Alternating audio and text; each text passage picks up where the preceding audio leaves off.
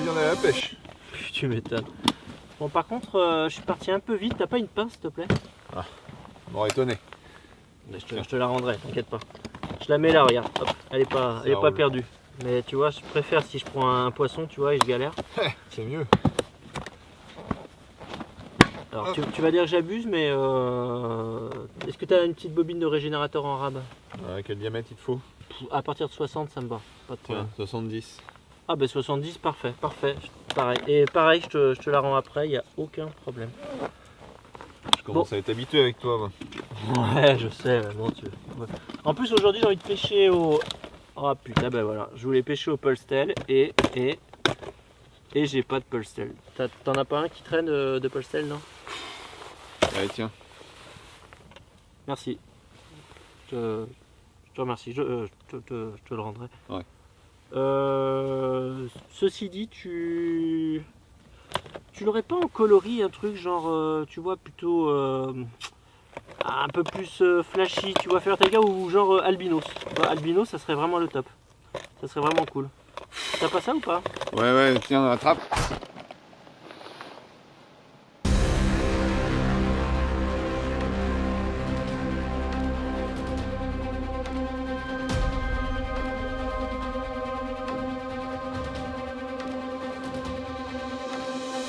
Bon Marango, pour pas que ça soit autant le bordel dans ton flotte tube que dans ta vie amoureuse, je vais te filer quelques conseils.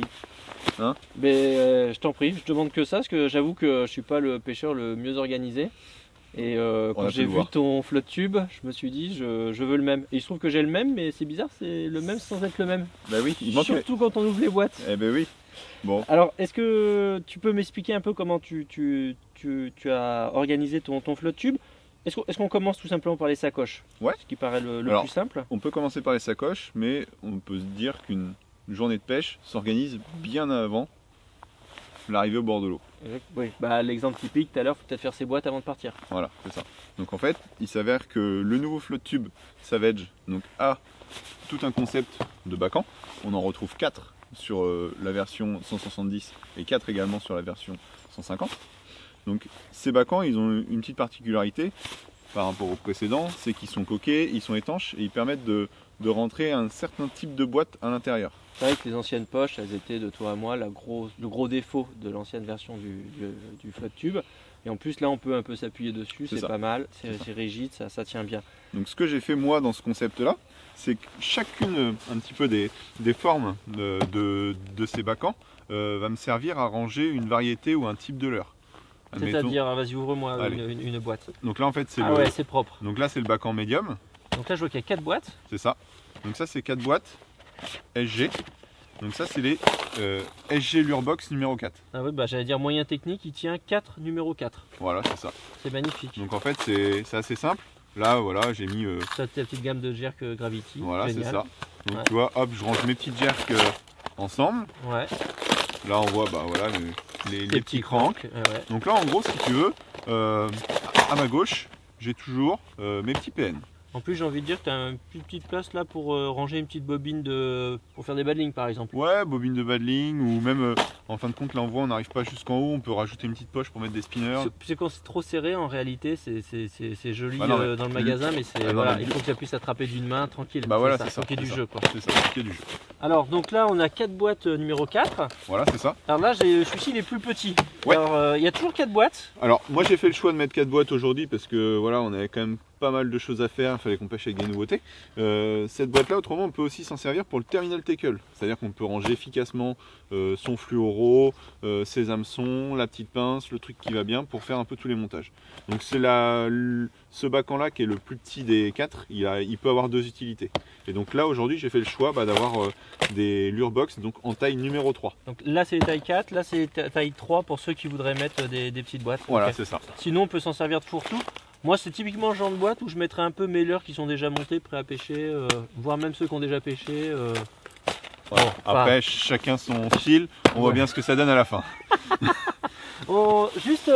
Je vois ce qui est amusant, c'est que moi je n'utilise pas d'épuisette en flotte tube. Toi, moi j'utilise même pas de tablier, je suis vraiment en version très dépouillée. Alors moi je suis un grand partisan de l'épuisette, pour la simple et bonne raison, c'est que ça te laisse toujours un peu de temps pour faire la photo. Mais alors, ça m'intéresse aussi parce que moi je prends mes poissons à la main quand je suis en flotte tube parce que déjà bah, j'ai jamais trop su ni puisette, ça prend de la place et tout. Mais ça dit, comme je pêche aussi à la mouche l'hiver, les grosses arcs, on n'a pas le choix. C'est les puisettes, sinon si on les sort, elles meurent. Donc on est obligé. Alors comment tu m'installes ça? Là-dessus, il faut être assez pragmatique. C'est-à-dire qu'il faut mettre l'épuisette d'un côté avec un clips. Donc là, il s'avère que c'est une épuisette flottante Savage que La vous fameuse. connaissez. Voilà. Celle qui est tout le temps en rupture de stock, on est désolé. Donc elle a un petit mousqueton avec, on va dire, un genre de leash mais qui est extensible. C'est-à-dire que même quand on a un poisson et qu'on veut l'étendre, il suffit que le leash soit accroché, on pourra toujours tendre le bras. D'accord. Donc ça déjà c'est intéressant. Moi je le mets toujours d'un côté, donc dans un petit anneau. Je vois qu'il y a un anneau, c'est un D, un anneau en D, tout à Voilà, fait. un petit anneau en D. Et là derrière, je viens en fin de compte la reposer Sur le tablier. sur le tablier. Tout simplement. Et en fait, en complément de ça, de l'autre côté, Mais alors attends, ça veut dire quoi? C'est-à-dire que par exemple, tu es là et genre pendant le combat, tu balances les puisettes dans l'eau comme elles flottent. ouais elle c'est ça, attend. tu as tout à fait compris. Je prends l'épuisette, je la balance, elle va avec le courant ou avec l'inertie, elle va se balader d'un côté, et dès que le poisson va être à proximité, voilà, pouf. Tu la récupères, tu tires sur la laisse, comme on C'est dit. ça, Ok. exactement. Et il y a un anneau en D de ce côté, donc il y a un anneau en D de l'autre côté. Ouais, parce qu'en fait, tu en as un de chaque côté pour tenir le tablier. Donc je récupère ces deux anneaux-là qui sont déjà existants Ok. pour remettre des accessoires. Bon, j'ai pas fait beaucoup d'études, mais j'imagine que tu vas y accrocher cette pince. Voilà, c'est ça. Et en fait, l'avantage d'avoir la pince d'un côté, l'épuisette de l'autre, ça se mélange jamais.